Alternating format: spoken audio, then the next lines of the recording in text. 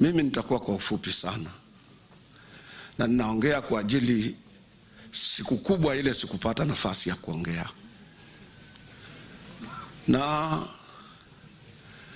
tangu tumpoteze baba, imekuwa ni vigumu sana kwangu, hata nikijaribu kuongea naona maneno haingii.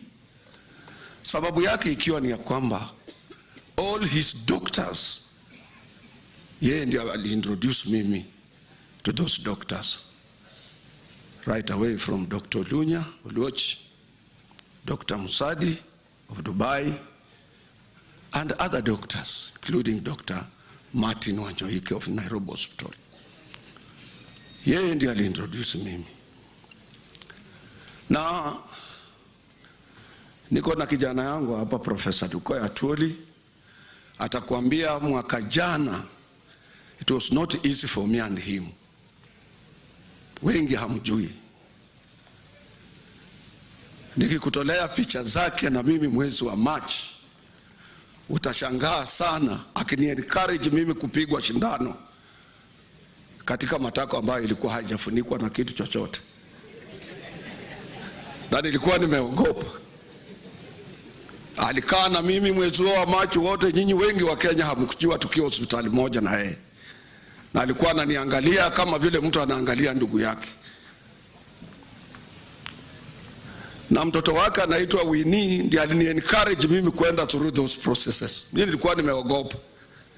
Napeana flimsy excuses, naambia daktari, Labor Day is just around, I have a lot of engagements, I will be going to Geneva in June, so I think I will think about surgery when I have come back. Wina akaniambia, Ango, hii ni kitu ya wiki mbili, you will be all right. And indeed, after 2 weeks I was all right.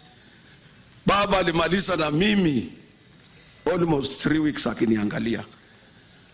Ni vigumu sana ukipoteza mtu kama huyu, saa nyingine huwezi kuwa na maneno ya kusema. Wengi hata journalist nyinyi hamjui. Wengi wanapenda kuenda na rumors na propaganda za social media, but the truth of the matter is that we as workers, we lost a person who was close to Kenyan workers, African workers, and he had an opportunity to come to Ghana, Accra, to address the workers of Africa before he started vying for that position of Africa. Thank you very much. Thank you. Amos Wako, please come forward. Thank you.